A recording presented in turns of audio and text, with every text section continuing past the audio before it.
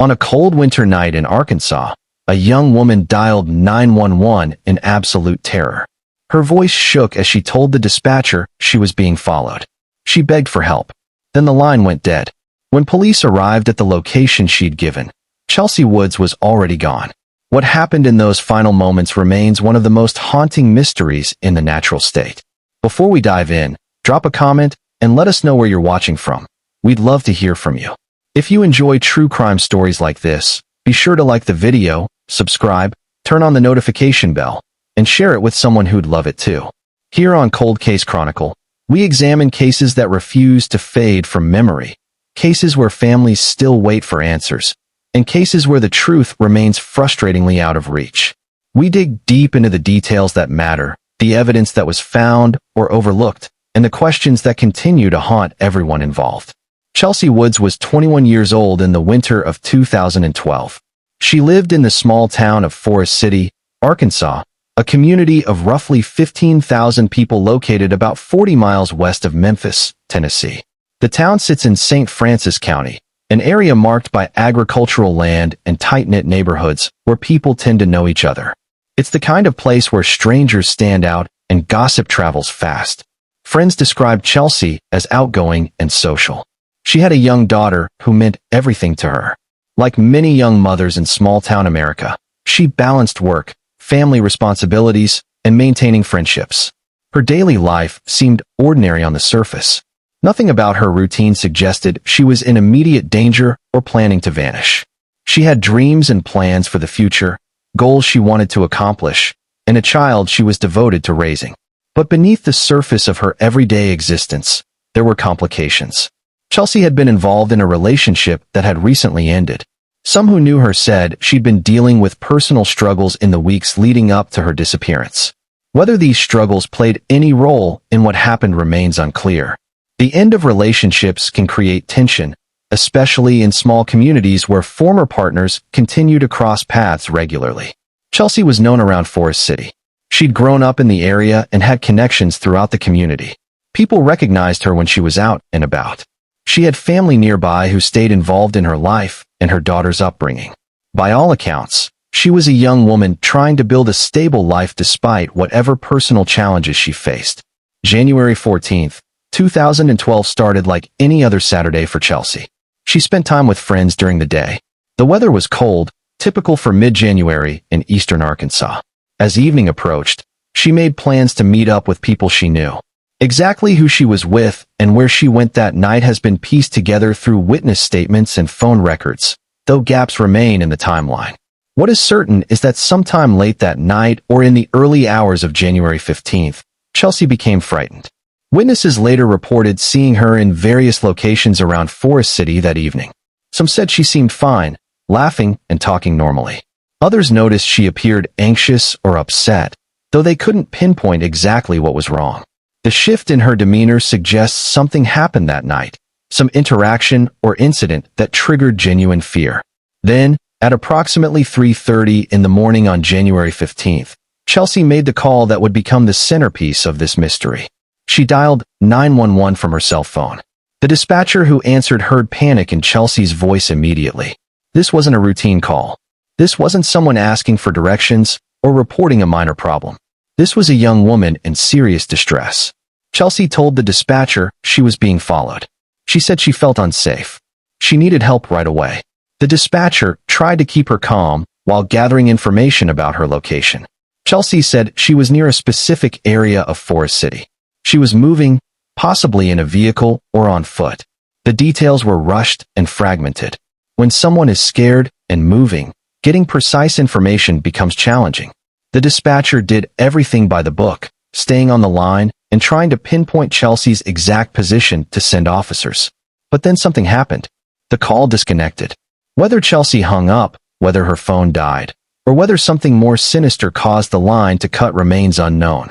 The recording of that call has been reviewed countless times by investigators, family members, and anyone trying to understand what Chelsea was experiencing in those final known moments.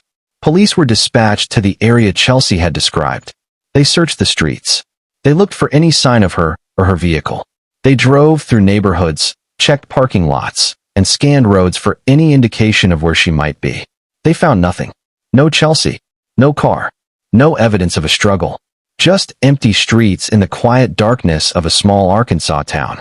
When Chelsea failed to return home and couldn't be reached, her family knew something was terribly wrong. Chelsea was a mother. She wouldn't simply disappear without telling anyone, without making arrangements for her daughter, without some explanation. They reported her missing on January 15th. The Forrest City Police Department immediately opened an investigation. Detectives started by retracing Chelsea's steps from the previous day and night. They interviewed friends, acquaintances, and anyone who had seen or spoken with her. They pulled her phone records to map out her movements and communications. Cell phone data can reveal who someone was talking to, where their phone was pinging off towers, and what their last known location might have been. They examined the 911 call repeatedly, listening for background sounds or clues about where she might have been when she made it. Every detail mattered. A car horn, a dog barking, voices in the background. Any of these could provide crucial context. Audio analysis can sometimes pick up sounds that aren't immediately obvious to the human ear on first listen. Her vehicle became a critical piece of the puzzle. Chelsea had been driving a car that night, but like Chelsea herself, the vehicle had vanished. Police issued alerts asking anyone who had seen the car to come forward. In cases like this, finding the vehicle often leads to finding the person or at least understanding what happened. Days passed with no sightings. Investigators also looked into the people Chelsea had been with that night. They questioned individuals about their interactions with her, their whereabouts after they last saw her, and whether they knew anything about why she might have been frightened. Some cooperated fully, providing detailed statements and allowing police to verify their alibis. Others were less forthcoming. The community responded with concern. Volunteers organized searches of wooded areas, abandoned buildings, and rural roads surrounding Forrest City. Family members distributed flyers with Chelsea's photo, posting them at gas stations, grocery stores, and anywhere people might see them. Local media covered the story, broadcasting her image and asking the public for any information. But as days turned into weeks, the leads began to dry up. Despite extensive efforts, investigators could not determine what happened after that 911 call. They had no body, no crime scene, no witnesses to an abduction or attack, just a frightened voice on a recording and then silence. If you're following this case closely, stay with us until the end because there are crucial developments that help explain why this investigation has been so difficult and why Chelsea's family continues to fight for answers years after she vanished. When a person vanishes after calling for help, theories naturally emerge. In Chelsea's case, several possibilities have been considered over the years. Each theory has its supporters and its skeptics. None can be definitively proven or disproven based on the available evidence. The most concerning theory is that someone harmed Chelsea that night. Her fear during the 911 call was genuine. She believed she was being followed or threatened. It's possible that whoever she feared caught up with her shortly after the call ended. This theory raises difficult questions about who that person might have been and why no evidence of a crime has ever been found. Another theory suggests Chelsea may have been involved in something dangerous without fully realizing the risk. Small towns can harbor hidden problems, and sometimes people find themselves in situations that spiral out of control. Whether this played any role in her disappearance is purely speculative, but investigators have explored connections to local criminal activity. Some have wondered whether Chelsea could have left voluntarily, perhaps fleeing from something or someone. However, her family firmly rejects this idea. They insist she would never abandon her young daughter. Her belongings, her life, everything that mattered to her remained behind. Voluntary disappearance. There's also the possibility that Chelsea met with some kind of accident during that final call. Perhaps she crashed her vehicle in a remote location that hasn't been discovered. Perhaps she was injured and disoriented, wandering away from roads and populated areas. Eastern Arkansas has dense woods, rivers, creeks, and wetlands where someone could become lost. The location where Chelsea was last known to be has been searched multiple times. Rural Arkansas contains vast stretches of forests, waterways, and isolated land where someone could conceal evidence. Despite these searches, nothing definitive has ever been recovered. Each search brings renewed hope to the family, and each unsuccessful search brings fresh despair. The Forrest City Police Department has faced significant obstacles in solving this case. Small-town departments often lack the resources and specialized personnel available to larger agencies. While investigators worked diligently, they were limited by budget constraints and manpower. They couldn't dedicate unlimited resources to a single case, no matter how important it was to Chelsea's family. Another challenge has been witness cooperation. In cases like this, what people know and what they're willing to tell police don't always align. Fear of retaliation, loyalty to friends, or distrust of law enforcement can create walls of silence that protect perpetrators and leave families without closure. Small communities can be especially difficult environments for investigations because everyone knows everyone. The lack of physical evidence has been perhaps the biggest hurdle. Without a crime scene, without a body, without witnesses to an actual crime, building a case becomes extraordinarily difficult even if investigators have suspicions about what happened or who was involved. Prosecutors need evidence to bring charges. Juries need proof beyond reasonable doubt. Technology available in 2012 was less advanced than what investigators have access to today. Cell phone tracking was less precise. Surveillance cameras were less common. Digital forensics was less sophisticated. Some of the tools that might crack this case open today simply weren't available when Chelsea disappeared. More than 13 years have passed since Chelsea Woods made that terrifying call for help. She has never been found. No arrests have been made in connection with her disappearance. The case remains open and officially unsolved. For the Forrest City Police Department, it sits among other cold cases, waiting for that one break that could finally bring resolution. Chelsea's family has never stopped searching for answers. They've maintained public awareness of her case through social media, interviews, and coordination with missing persons organizations. They've pressed law enforcement to continue investigating, to re-examine evidence, and to pursue any new leads that emerge. Their persistence has kept Chelsea's name in circulation. The National Missing and Unidentified Persons System lists Chelsea in its database. Her case has been featured on various true crime platforms and missing persons websites, keeping her story in the public eye and maintaining hope that someone, somewhere, knows what happened and will finally come forward. Technology has advanced since 2012. Methods for analyzing phone data, surveillance footage, and digital footprints have improved dramatically. Cold cases across the country have been solved using techniques that didn't exist when Chelsea vanished. DNA technology has evolved. Genealogical databases have cracked cases that seemed impossible to solve. Her family and advocates hope that modern investigative tools might eventually crack this case open. They've requested that investigators review the case with fresh eyes and new technology, hoping that something previously overlooked might finally make sense. Take a moment to consider what you think might have happened to Chelsea. Share your respectful thoughts in the comments below, but remember that this is a real family still searching for their loved one. Every theory shared might spark a memory in someone reading. Behind every unsolved disappearance is a family living in perpetual limbo. Chelsea's daughter grew up without her mother. She missed every milestone, every important moment, every memory that should have been shared.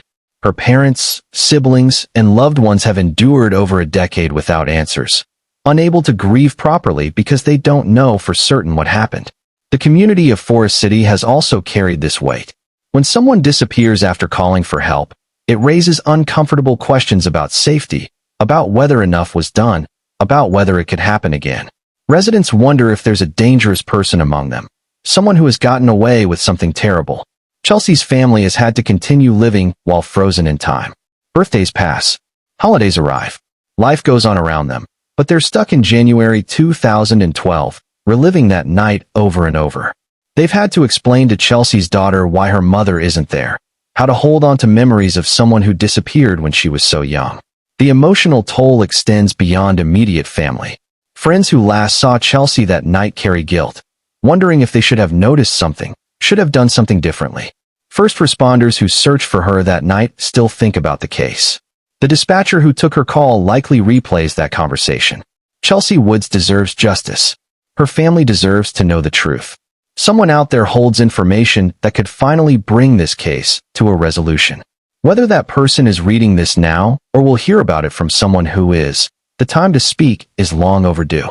Despite the passage of time, there are reasons to maintain hope. Cold cases are solved regularly, sometimes decades after they went cold. Witnesses who were too scared to talk in 2012 might feel differently now. People who were protecting someone might have had falling outs. Guilty consciences eventually break down walls of silence. Advances in investigative technology continue to accelerate.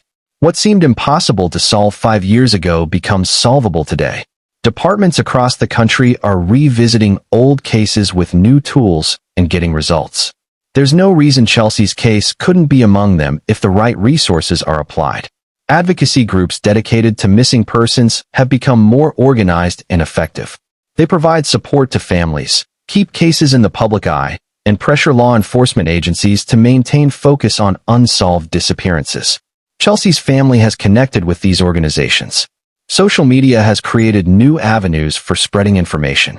A single post can reach thousands of people. Someone who wasn't on social media in 2012 might see Chelsea's story today for the first time. That person might remember something they witnessed, something that seemed insignificant at the time. The disappearance of Chelsea Woods reminds us how quickly someone can vanish, how a single night can shatter countless lives, and how desperately families need answers even when years have passed. Her case isn't just a cold file in a police department. It's a young mother who never came home. It's a daughter who grew up with questions instead of memories. It's a family that refuses to stop fighting. Cold cases can be solved. Witnesses who once stayed silent can find the courage to speak. Technology can unlock secrets that seemed permanent. Hope isn't foolish when it's paired with persistence. Every year, cases that seemed impossible to solve get resolved. Every year, families get the answers they've been waiting for. The 911 call Chelsea made that night was a plea for help that went unanswered in the way she desperately needed. But it's not too late for someone to answer her call now. It's not too late to provide information that brings her home. It's not too late to give her family peace.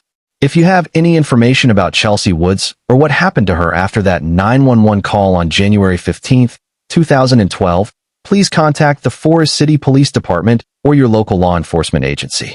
Anonymous tips can be submitted through various Crime Stoppers programs. Your information, no matter how small it seems, could be the piece that finally brings Chelsea home.